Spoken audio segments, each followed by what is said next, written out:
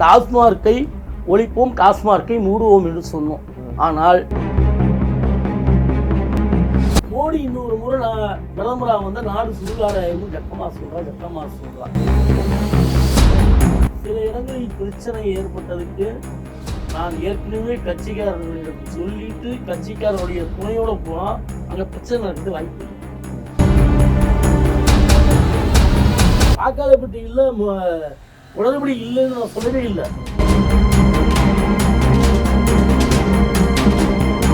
அவர்கள் எவ்வளவு ஓட்டு வித்தியாசத்தை தோற்க போகிறாங்களோ அவ்வளவு ஓட்டு நீக்கிட்டாங்க.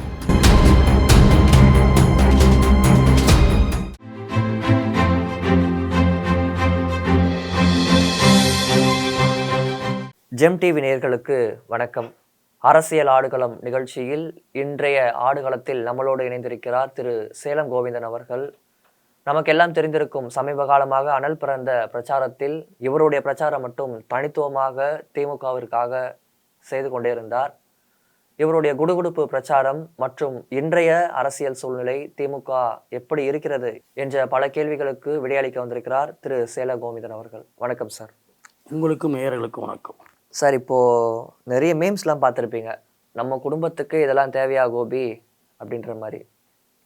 முதல்வர் இந்த மாதிரி ஒரு இக்கட்டான சூழ்நிலையில், அரசியல் பரபரப்பான சூழ்நிலையில் கொடைக்கானலில் ஓய்வு எடுக்கிறது அப்படின்றது எந்த விதத்தில் நியாயம் சார்?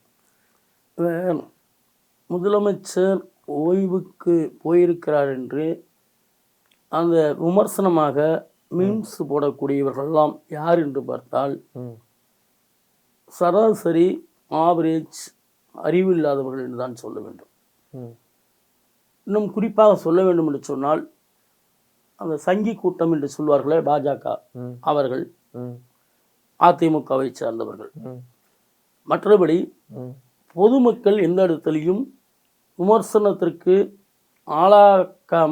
ஆளாக முடியாமல் ஆட்சி நடத்தக்கூடியவர் முதல்வர்.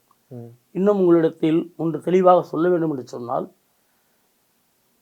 5 நாள் கொடைக்கானல் ஓய்வுக்காக செல்கிறேன் என்று சொன்ன முதல்வர் செல்வதற்கு முன்பாக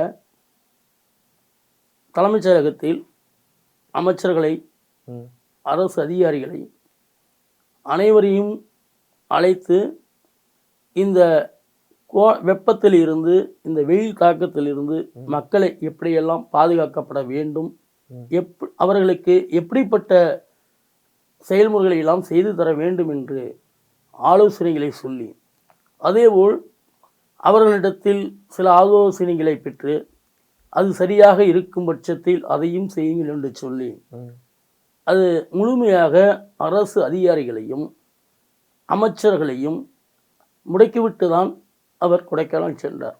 இன்னொரு விஷயத்தை நீங்கள் பார்க்க வேண்டும். அவர் கொடைக்கானல் ஓய்வுக்கு சென்றார்.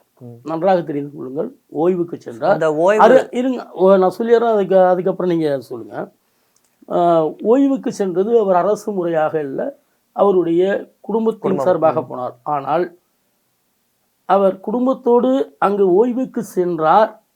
ஆனால் அங்கு போனதற்கு பிறகு நடைபயிற்சி மேற்கொள்கிறேன் என்ற இடத்தில் அங்கே வந்த சுற்றுலா பயணிகளிடம் நலம் விசாரித்து அவருடைய குறைகளை கேட்டு என்னென்ன செய்ய வேண்டும் என்பதை உடனுக்குடன் தெரிந்து கொண்டு ஓய்வுக்கு சென்ற இடத்திலையும் மக்களுக்கான பணியை தான் செய்து கொண்டிருந்தாரே தவிர, இன்னொன்று 5 நாள் என்று போனார்.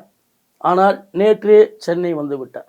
நேற்று சென்னை வந்துவிட்டு இப்போது உங்களோடு நான் பேசுகிற இந்த நேரத்தில் இப்போது தலைமைச் செயலகத்தில் அரசு அதிகாரிகளோடு ஆலோசனையிலே இருக்கிறார். தேர்தல் குறித்த ஆலோசனைகளா? இல்லை, தேர்தல் குறித்தல்ல. தேர்தலுக்காக, வாக்கு அரசியலுக்காக திமுக இல்லை, ஓட்டு அரசியலுக்காக திமுக இல்லை.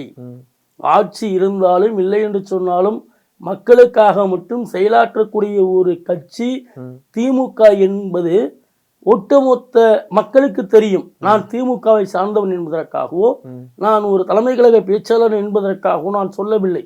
நான் கட்சிக்கு அப்பாற்பட்டு, நான் ஒரு சராசரியான ஒரு கட்சிக்கு அப்பாற்பட்டவன் என்ற இடத்தில் இருந்து நான் நேரடியாக நான் அன்றாடம் மக்களை சந்திக்கக்கூடியவன். நீங்களும் சந்திக்கிறீங்க, நீங்க ஒன்னும் கேட்காதீங்க. அப்ப நான் மக்களை பார்க்கலையா, நான் அப்ப நீங்க மட்டும் தான் பாக்குறீங்களான்னு கேட்கலாம் நீங்க, சரிங்களா? ஆனால் முதல்வரிடத்தில் எந்தவித குறையும் சொல்ல முடியாமல் ஆட்சி நடத்துகிற காரணத்தினால் அது ஏற்றுக்கொள்ள முடியாதவர்கள், அதை தாங்கிக் கொள்ள முடியாதவர்கள். பிஜேபியை சொல்றீங்களா இல்ல அதிமுக சொல்றீங்களா? BJP AIADMK, BJP 80%, AIADMK 20%. ஆனால் ஒரே ஒரு வரியில் சொல்ல வேண்டும் என்று சொன்னால், முதல்வர் மீது இந்த குற்றச்சாட்டு சுமத்துவதற்கு ஒரே ஒரு காரணம் என்ன தெரியுமா? இனி வருகிற எந்த காலமாக இருந்தாலும் திமுக கூட்டணி மட்டும்தான் ஆட்சியில் இருக்க முடியும், திமுக கூட்டணிக்கு மட்டும்தான் எந்த தேர்தலாக இருந்தாலும் வாக்களிப்பார்கள். அப்படி வாக்களிக்கக்கூடிய ஒரு சூழ்நிலையை உருவாக்கக்கூடிய வகையில் மக்களுக்கு தேவையான திட்டங்களை எல்லாம் சட்டங்களாக உருவாக்கி கொண்டிருக்கிறார். இதை ஏற்றுக்கொள்ள முடியாதவர்கள். இந்த இளைய சூரியன், திமுகவுடைய இளைய சூரியன் அப்படின்ற நீங்க வந்து சொன்னீங்க, வாக்கு அரசியல் கிடையாது, ஓட்டு அரசியல் கிடையாது அப்படின்னு சொல்லிட்டு லைனா வந்து சொல்லிட்டு இருந்தீங்க. அப்படி பார்க்கும்போது நம்ம தளபதியோடைய மகன், கட்சியுடைய இளைய சூரியன், அடுத்த முதல்வர்னு கூட சொல்லலாம், அவர் வந்து பிரச்சாரத்துக்கு போகும்போது ஒரு அம்மா வந்து அவர்கிட்ட கேட்குறாங்க, இந்த மாதிரி இந்த இடத்துல வந்து எங்களுக்கு வந்து குடிநீர் சரியில்லை, டாஸ்மார்க் மூடுங்க அப்படின்லாம் பல குற்றச்சாட்டை வைக்கும் போது இவர் ஒரே வார்த்தையில் 2016 நீங்கள் எனக்கு ஓட்டு போட்டிங்களா அப்படின்னு சொல்லிட்டு கேட்குறாரு. அப்போ 2016 ஓட்டு போட்டால் தான் அந்த மக்களுக்கு வந்து செய்வாங்களா? அதாவது நீங்கள் ஓட்டு போட்டீங்களான்னு கேட்ட ஒரு வரியை கேட்குறீங்க. ஆனால் அதற்கு முன்பு 2 வரி சொன்னார், அதுக்கு பின்னாடி 2 வரி சொன்னார். ஆனால் அந்த 4 வரியை கட் பண்ணிட்டு நடுவில் இருக்கிற அந்த ஒரு வரி மட்டும் சொல்றீங்க. ஆனால் அந்த அம்மா என்ன கேட்டாங்க, டாஸ்மார்க்கு மூடுறன்னு சொல்றீங்களே, ஏன் மூடன்னு கேட்கல. எங்க ஏரியாவில் தொல்லையா இருக்கு, அந்த டாஸ்மார்க்கை நீங்க எப்ப மூடுவீங்க, அதை மூடணும்னு சொல்றாங்க. அப்படி கேட்கும்போது 2016 வந்து நீங்க ஓட்டு போட்டீங்களா கேட்கும்போது இருங்க சார், நான் சொல்ற பாருங்க இல்லைங்களா. அதாவது அப்பதான் மாண்புமிகு அமைச்சராக இருக்கிற எங்கள் இளைய சூரியன் நாளைய எதிர்காலம், அதிலே மாற்றுக்கிறதுக்கு இடமில்லை. அவர் என்ன சொல்கிறார், இதே 2016ஆம் ஆண்டு தேர்தல் அறிக்கையில நாங்கள் டாஸ்மார்க்கை ஒழிப்போம், டாஸ்மார்க்கை மூடுவோம் என்று சொன்னோம். ஆனால் டாஸ்மார்க்கை நாங்கள் அகற்றுவோம் என்று சொன்ன பொழுது நீங்கள் வாக்களித்தீர்களா என்று அவர் நகைச்சுவை உணர்வோடு தான் கேட்டார். அது அங்க பார்த்த அனைவருக்கும் தெரியும், உங்களுக்கும் தெரியும். அதன் பிறகு அவர் சொல்கிறார், செல்வத்தை வெற்றி பெற செய்யுங்கள், செல்வத்தை வெற்றி பெற செய்யுங்கள், செல்வம் வெற்றி பெற்றவுடன் இந்த ஜூன் 4ஆம் தேதிக்கு பிறகு நீங்கள் சொல்லக்கூடிய டாஸ்மார்க் கடையை நாங்கள் மூடுகிறோம், அதில் மாற்று கருத்துக்கு இடமில்லை அப்படின்னு சொல்லிட்டு சொன்னார். தேர்தல் முடிஞ்சதுமே உங்களுக்கு அந்த டாஸ்மார்க் கடையை நாங்கள் மூடுறோம்னு சொல்லியாச்சு, சரிங்களா. அந்த டாஸ்மார்க் கடையை மூடுவதற்கான வேலைகள் அங்கே நடந்துகிட்டு இருக்கு. அந்த இடத்திலிருந்து வேற இடத்தில் வைக்கலாமா அல்லது வைக்காம அந்த கடையை மட்டும் தூக்கி வரலாமா என்ற ஆலோசனையில் இருக்கிறார்கள். இன்னும் சொல்ல வேண்டும் என்று சொன்னால், அந்த மாண்புமிகு இளையசூரியின் உதயநிதி ஸ்டாலின் வந்து சென்ற அடுத்த 2-3 நாட்களிலேயே அந்த மாவட்ட செயலாளராக இருக்கிற அண்ணன் கா. சுந்தரம் அவர்கள் போய் பார்த்துட்டு இந்த கடை அகற்றப்பட வேண்டும், கண்டிப்பாக அகற்றப்பட வேண்டும், அந்த அம்மா சொன்னது உண்மைதான் என்று தெரிந்து தலைமைக்கு மாவட்ட செயலாளராக இருக்கிற சட்டமன்ற உறுப்பினர் கா. சுந்தரம் சொல்லி இருக்கிறார்.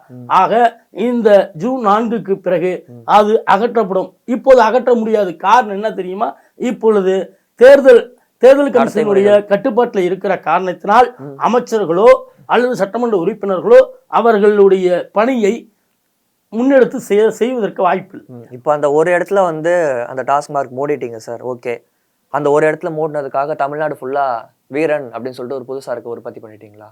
எப்படி அந்த ஒரு இடத்துல டாஸ்மார்க்கை மூடின அப்படின்ற ஒரு காரணத்துக்காக தமிழ்நாடு ஃபுல்லா வீரன் அப்படின்ற ஒரு புதுசா இருக்க உற்பத்தி பண்ணி? அதாவது நான் ஏற்கனவே இன்னொரு சேனலுக்கு நான் சொன்ன பதில் தான் உங்களிடத்தில் சொல்கிறேன். இப்போ சராசரியாக நம்ம போடுகிற துணி ஃபேண்ட்டு, இது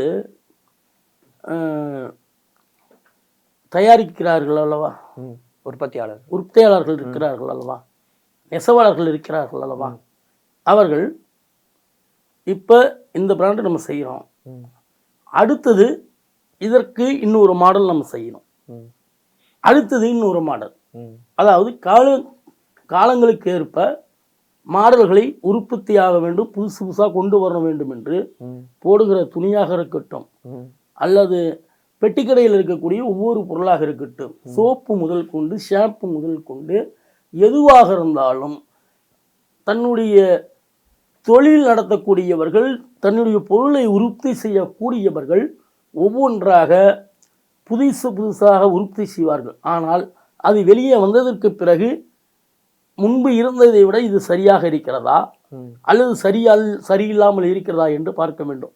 சரிங்களா? நீங்க சொன்னீங்க இல்லைங்களா, நாங்கள் டாஸ்மார்க்கை படிப்படியாக குறைப்போம், டாஸ்மார்க் இல்லாமல் செய்வோம் என்று சொன்னோம். சரிங்களா?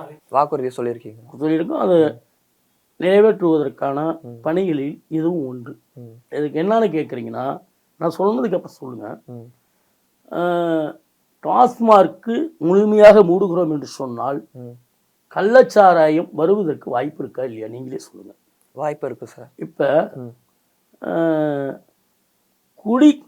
குடிக்காமல் இருக்க முடியாத சூழ்நிலையில் இருப்பவர்கள்,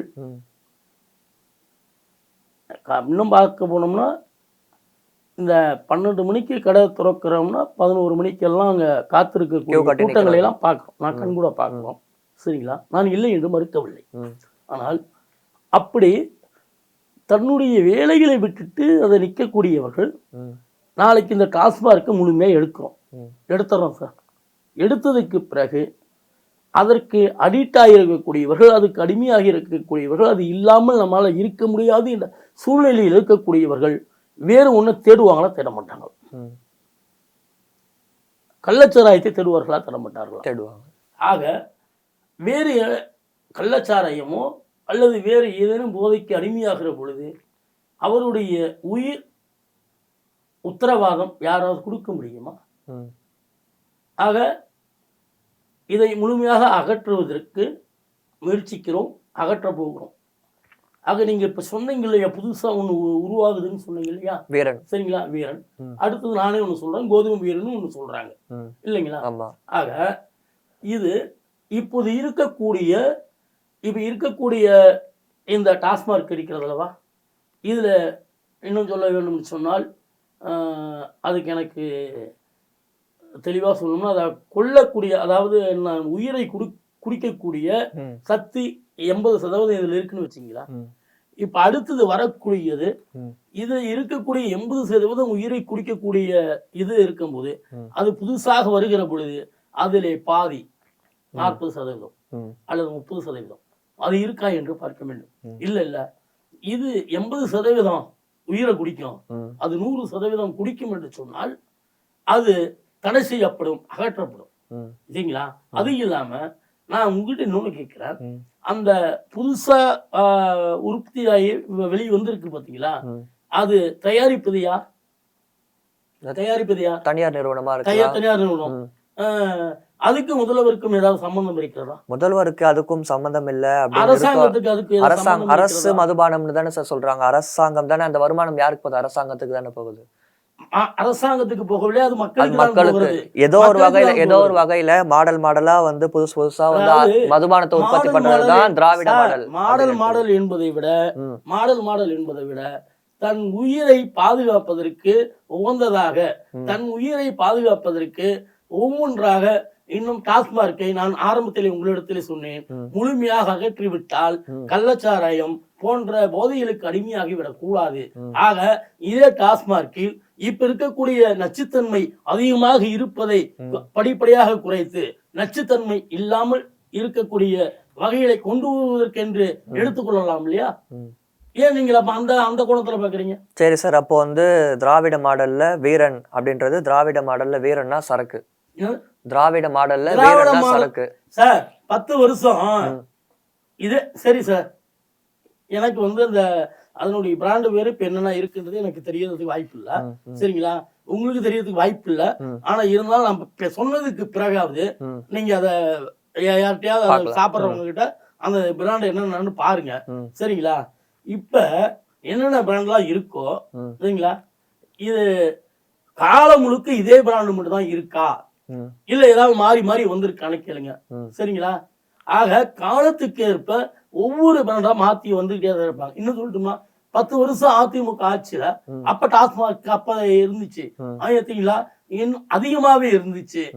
24 மணி நேரமும் சாராயம் ஆறாக ஓடிக்கொண்டிருந்தது. ஆனால் அந்த அதிமுக ஆட்சியில கூட சரிங்களா ஒன்னொன்னா புதுசா கொண்டு வந்தாங்களே தவிர, ஆனால் அப்போது வந்ததெல்லாம் உயிரை குடிக்கக்கூடிய, உயிருக்கு ரொம்ப பாதகமாக இருக்கக்கூடிய ஒன்னொன்னாதான் வந்துகிட்டு இருந்துச்சு. ஆனால் திராவிட மாடல் ஆட்சி வந்ததற்கு பிறகு அதுவும் அவர்கள் உற்பத்தியா செய்கிறார்கள அவர்கள் தயாரித்து வெளியிட்டிருக்கிறார்கள். சரிங்களா? ஆனால் 10 ஆண்டு காலம் இதனுடைய பேச்சு வெளியே வரல. என்ன காரணம் தெரியுமா? அப்ப எது சொன்னாலும் எது பேசினாலும் கேட்பதற்கான இடத்தில் அவர்கள் இல்லை. கொள்ளையடிப்பதற்காக மட்டும்தான் இருந்தார்கள். ஆனால் இப்ப நீங்க கேட்கக்கூடிய கேள்வி, நான் சொல்லக்கூடிய பதில், இது முதல்வருடைய கவனத்திற்கு, தன்னுடைய எங்கள் மாண்புமிகு இளையசுரையின் உதயநிதி ஸ்டாலினுடைய கவனத்திற்கு போகிற பொழுது, சரிங்களா, இது சரியா தவறா என்று அதை ஆய்வு செய்வதற்கு அவர்கள் சரியாக இருக்கிற காரணத்தினால் இப்படி ஒரு கேள்வி கேட்கிறீங்க. ஆனால் 10 ஆண்டுகள அதிமுக அடிமையாச்சு, நான் நீங்க எது சொன்னாலும் பதில் சொல்லக்கூடியவர்கள் எது சொன்னாலும் அவங்க ஏதோ பேசிட்டு போறாங்க அப்படின்னு அவங்க கொள்ளையடிப்பதில் தான் இருப்பார்களே தவிர, ஆனால் முன்பு முதலமைச்சராக இருக்கிற அண்ணன் தளபதியாக இருக்கட்டும், எங்கள் மாண்புமிகு இளையசூரியன் உதயநிதி ஸ்டாலினாக இருக்கட்டும், அல்லது ஒட்டுமொத்த அமைச்சர்களாக இருக்கட்டும், மக்களுக்கு தேவையானதை மக்களுக்கு சரி செய்யக்கூடியதை மட்டும்தான் செய்யக்கூடிய ஒரு ஆட்சி திராவிட மாடல் ஆட்சி இது. நீங்கள் ஏதோ கேள்வி கேட்க வேண்டும் என்பதற்காக கேள்வியாளர் என்ற இடத்துல நீங்க கேட்கிறீங்க. ஆனால் உங்களுக்கே தெரியும், அதாவது முன்னாடி, அதாவது அதிமுக அம்மையார் ஜெயலலிதா இருக்கும்போது, முன்னாள் முதல்வர் ஜெயலலிதா இருக்கும்போது 500 மதுபான கடைகளா மூடிட்டு வந்தாங்க. இது வரைக்கும் திராவிட மாடல் எத்தனை கடைகள் மூடி இருக்கீங்க? திராவிட மாடல் ஆட்சி வந்ததுக்கு பிறகு உங்க மனசாட்சி சொல்லுங்க, மூடவே இல்லைன்ட்டு. எத்தனை கடைகள் சார் மூடி இருக்கீங்க? எத்தனை கடைகள் மூடி இருக்கீங்க? குறைந்தபட்சம் 1000 கடைக்கு மேல் மூடி இருக்கு சார். சார் இதே இப்ப நான் இங்க வர்றதுக்கு முன்னாடி நான் கனமாப்பேட்டையில நான் இருக்கேன். சரிங்களா?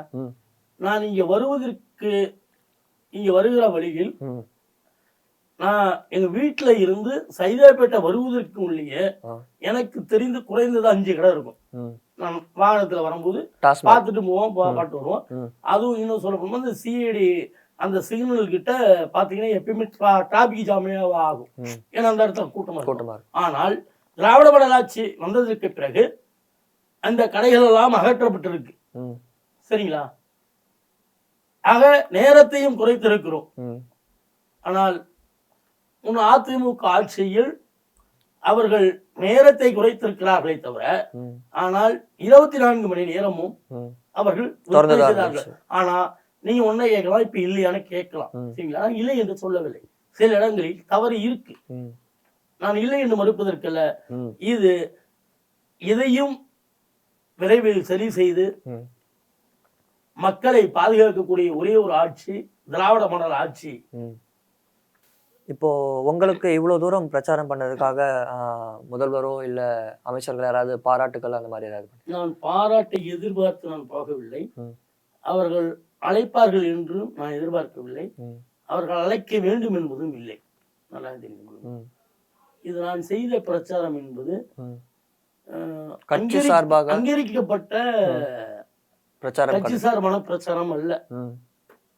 இது என்னுடைய தனிப்பட்ட முறையில் என்னுடைய விருப்பத்திற்காக நான் சற்று வித்தியாசமாக செய்ய வேண்டும் என்று. சரிங்களா? நான் யாரிடத்திலும் அனுமதி வாங்கவில்லை, நான் யாரிடத்திலையும் சொல்லவில்லை. நான் எங்கே போகிறேன், எப்படி போகிறேன் என்று தலைமைக்கு நான் எப்போதும் சொன்னதும் இல்லை. நானே ஒவ்வொரு ஊரா நானே போய் செய்து கொண்டிருக்கேன். சரிங்களா? ஆக தலைமையுடைய அனுமதியோடு அவங்க சொல்லி நான் பெய்திருந்தால் அமைச்சர்களோ அல்லது முதல்வரோ என்னை அழைத்து பாராட்டிட்டோம். நான் இன்னொன்னு உங்ககிட்ட இன்னொன்னு சொல்றேன். தேர்தல் பணி என்பது, தேர்தல் பிரச்சார பணி என்பது ஒரு சேலங்கோவிந்தன் மட்டும் செய்யக்கூடிய பிரச்சாரம் அல்ல. இருக்கக்கூடிய ஒட்டுமொத்த தொண்டர்களும் அவர்களுக்கு சக்திக்கேற்ப பிரச்சாரம் செய்தாக வேண்டும். போஸ்ட் ஓட்டுறதோ அல்லது சின்னம் வரைகிறதோ அல்லது வீடு வீடா நோட்டீஸ் கொடுத்து அவருடைய வீதியில தெருவுல ஒரு 4 வீடு அல்லது அந்த ஊரு இந்த மாவட்டம் என்று அவர்கள் சக்திக்கு. ஆனால் ஒரு முதலமைச்சராக இருக்கக்கூடிய ஒரு கழக தலைவராக இருக்கக்கூடியவர் ஒட்டுமொத்த தொண்டர்களை அழைத்து ஒவ்வொருவரையும் தனித்தனியாக அழைச்சு வாழ்த்து சொல்லணும், பாராட்டணும். அது எதிர்பார்க்காத ஒண்ணு. அமைச்சர்களுக்கும் அறியதான். ஆக அந்த தேர்தல் என்பது நாம் வெற்றி பெறுவதற்கான வியூகமும் அடுத்த கட்ட நகர்வுகளையும் நாம் பார்க்க வேண்டுமே தவிர, இந்த ஊர்ல இந்த தொண்டை நல்லா வேலை பார்த்துட்டு இருக்கான், உனக்கு பாராட்டும். சரி, ஓகே, நான் உங்களுடைய இதுக்கு சொல்றேன். இப்ப முதலமைச்சர் என்னை கூப்பிட்டு பாராட்டி இருக்கிறார். நான் வெளியே தெரியப்படுத்தியிருப்பேன் இல்லையா, பதிவாவோ இல்லை நான் அமைச்சர்கள். அப்ப முதலமைச்சர் என்னை பாராட்டுகிற பொழுது, அமைச்சர்கள் என்னை பாராட்டுகிற பொழுது, மற்ற சக பேச்சாளர்கள் இருக்கிறார்கள் அல்லவா, அவருடைய பங்குக்கு பிரச்சாரம் செய்கிறார்கள் அல்லவா, அவருடைய பங்குக்கு வேலை பார்க்கிறார்கள் அல்லவா. முதலமைச்சர் இவங்களுக்கு மட்டும் பாராட்டு தெரிவிச்சிருக்காரு, வாழ்த்து நமக்கு அந்த இது இருக்குமா இருக்காதா. ஆக தேர்தல் பணி என்பது, தேர்தல் பிரச்சார பணி என்பது நம்மளை வாழ்த்த வேண்டும், பாராட்ட வேண்டும் என்பதற்காக அல்ல, என் கட்சிக்கு நான் செய்தாக வேண்டும். இப்போ சேலம் கோவிந்தன் அவர்கள் வந்து குடுகுறுப்பு காலபட்சத்துல கிட்டத்தட்ட எல்லா மாவட்டத்திலையும் வந்து உங்களுடைய பிரச்சாரத்தை முன் வச்சுட்டீங்க. நாளையும் நமதே 40ம் நமதே, இது எந்த அளவுக்கு சாத்தியமா இருக்குன்னு சொல்லிட்டு உங்களுடைய பார்வையில உங்களுடைய பிரச்சாரத்துல நீங்க பார்த்தது? 40 நாடாளுமன்ற தொகுதிகளிலும் நான் உங்களிடத்தில் நான் இங்கிருந்து உட்காருகிற பொழுது நீங்கள் கேட்கக்கூடிய கேள்விகளுக்கு திமுக என்ற உணர்வு அதிகமாக இருக்குமே தவிர நான் முழுக்க முழுக்க திமுக காரணமாகவே உங்களிடத்தில் நான் பதில் சொல்லவில்லை. நன்றாக தெரிந்து கொள்ளுங்கள். வருகிற இந்த நாடாளுமன்ற தேர்தல் ஜூன் 4ஆம் தேதி வாக்கு எண்ணுகிற பொழுது தோராயமாக இதே நேரத்தில் வாய்ப்பு இருந்தால் அங்கு சந்திக்கலாம். 40 இடத்திலும் திராவிட முன்னேற்ற கழகம் மாபெரும் வெற்றி பெறுவதற்கு சந்தேகமே இல்லை. 40 இடத்துலையும் திமுக. இதற்கு நடுவுல வந்து அண்ணாமலை அவர்களுடைய பரபரப்பு பிரச்சாரம், சீமான் அவர்களுடைய அந்த கொந்தளிப்பு பேச்சுக்கள்லாம் வந்து திமுகவுக்கு பாதகமா இருக்காது அப்படின்னு நினைக்கிறீங்களா? திமுக எதிர்ப்புகளை சந்தித்து வந்தது. இது மிகப்பெரிய தலைவர்களை எல்லாம் சந்தித்து வந்த தேர்தலை சந்தித்து வரும். ஆனால் அவர்களுடைய கொந்தளிப்பான பேச்சு, ஆவேசமான பேச்சு என்பதை விட மக்களுக்கு ஆரோக்கியமாக திட்டங்களை கொடுக்கக்கூடியவர்கள் யார்? மக்கள் புரிந்து வைத்திருக்கிறார்கள்.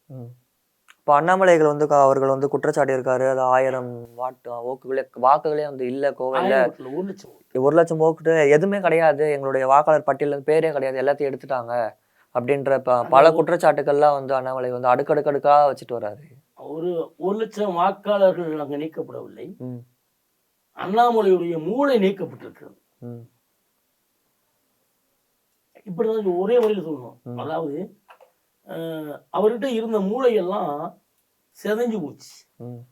மூளை இருப்பவர்கள், அறிவு இருப்பவர்கள் பேசுவதற்கு இப்படி எல்லாம் சொல்றதுக்கு வாய்ப்பு இல்லை.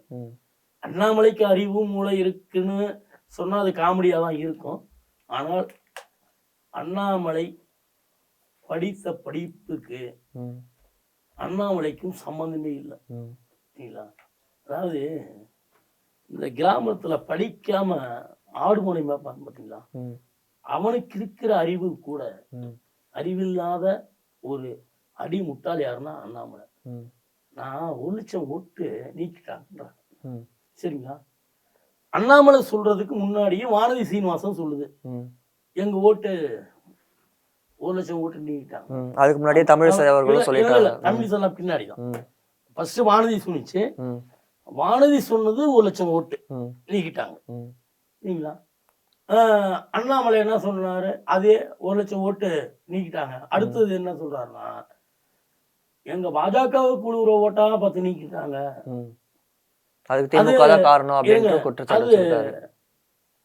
அது பிராமின் ஓட்டெல்லாம் எடுத்துட்டாங்க, வட மாநிலத்திலிருந்து வந்தவங்க ஓட்டெல்லாம் எடுத்துட்டாங்க, 1 லட்சம் ஓட்டு எடுத்துட்டாங்க. ஆனா இதே அண்ணாமலை தேர்தலுக்கு முன்பு வரை 17ஆம் தேதி மாலை 5 மணி வரை என்ன பேசினார், நான் மாபெரும் வெற்றி பெறுவோம், நான் தான் ஜெயிப்பேன், நான் தான் ஜெயிப்பேன்னாரு. சரிங்களா, 18ஆம் தேதி கூட சொல்லலையது.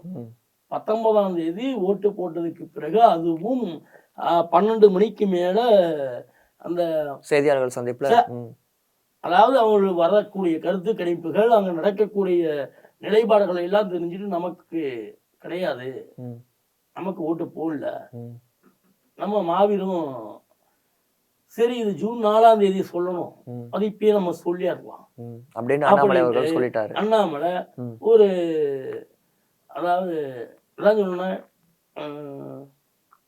அரலுசுன்னு தான் சொல்லணும். சரிங்களா? வேற வழி சொல்லல. 1,00,000 ஓட்டு எனக்கு எடுத்துட்டாங்கன்னா சரி, அந்த வாக்காளர் பட்டியல்ல பேர் சேர்க்கிறதும் நீக்கிறதும் யாருடைய வேலை? அரசு அதிகாரிகளுடைய வேலை, தேர்தல் ஆணையத்துடைய வேலை. தேர்தல் ஆணையத்தை வேலை. அதுக்கு திமுகவுக்கு என்ன சம்பந்தம் இருக்கு? சரி, நான் என்ன செய்கிறேன், சரி பாஜக ஓட்டு 1,00,000 ஓட்டு உனக்கு எடுத்துட்டாங்க, சரியா? இப்ப நீ தேர்தல் நிக்கிற, அங்க லோக்கல் அங்க கீழே BL2 இருக்காங்க இல்லையா, கட்சிக்காரங்க லோக்கல்ல இருக்காங்க இல்லையா, பூத்துல உட்கார்றாங்க இல்லையா, பூத் ஏஜென்ட்கள் இருக்காங்கல்ல, உன் வட்ட செயலாளர் இருக்காங்கல்ல, உன் பகுதி செயலாளர் இருக்காங்கல்ல, அவங்க அந்த வாக்காளர் பட்டியல் எல்லா கட்சிக்கும் எல்லா கட்சி தலைவர்களுக்கும் அவங்க லோக்கல்ல வந்து அந்த வாக்காளர் பட்டியல் முன்னாடி கொடுத்துருவாங்க இல்லையா? இப்ப ஆகாஷ் நமக்கு ஓட்டு போடுறவரு நம்ம பேர் இல்ல, ஒரு பேர் இல்ல, கோவிந்தா இப்படின்னு ஒவ்வொரு பேரா பார்க்க வேண்டிய பொறுப்பு அவங்களுக்கு இருக்கா இல்லையா? அப்ப இவங்க பேர்லாம் இல்ல அப்படின்னு தேர்தல் கமிஷன்ல ஏன் சொல்லல? ஏன்னா அப்ப சரியாதான் இருந்தது இல்லைங்களா? ஆனா தோல்வி வாக்காளர் பட்டியல்ல குளறுபடி இல்லைன்னு நான் சொல்லவே இல்லை. சில இடங்கள்ல குளறுபடி இருந்துச்சு, நீக்கிருக்காங்க, நான் இல்லைன்னு நான் சொல்லவே இல்லை. சூரிய பேட்டி கொடுத்திருக்கார், என் முன்னாடி ஓட்டு போடல, நான் அதெல்லாம் இல்லவேன்னு சொல்ல. நான் என்ன சொல்றேன், ஒரு தொகுதியில் எனக்கு 1,00,000 ஓட்டு இல்லைன்னு சொன்னா அடுத்தது யாரு?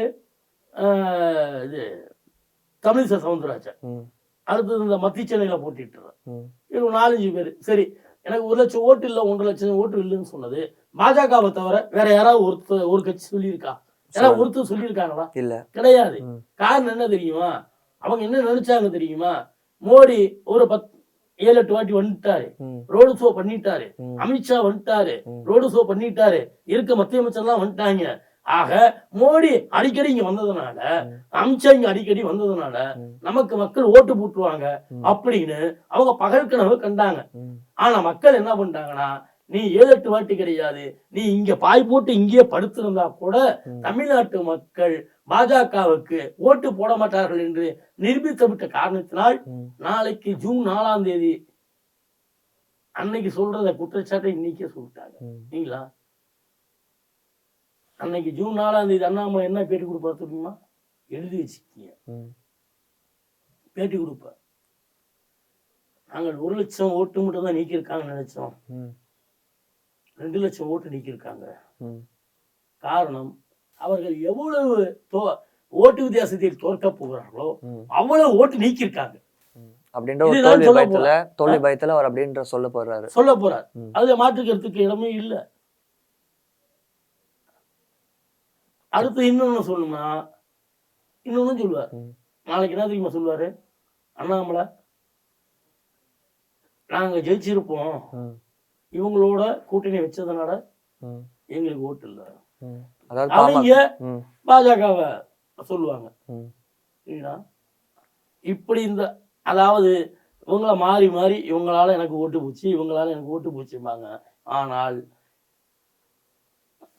இப்போ எதிராக இருந்த 2-3 அணிகள் ஒன்றாக இருந்தாலும் கூட 40 இடத்திலும் திமுக கூட்டணி தான் வெற்றி பெற வேண்டும் என்று ஏற்கனவே மக்கள் முடிவெடுத்து விட்டார்கள். இப்படி ஒரு திட்டம் எந்த முதலமைச்சர் எப்போது கொடுத்தார்? மக்கள் பேச ஆரம்பித்து விட்டார்கள். இனி வருகிற தேர்தல் எந்த தேர்தல் இருந்தாலும் திமுக.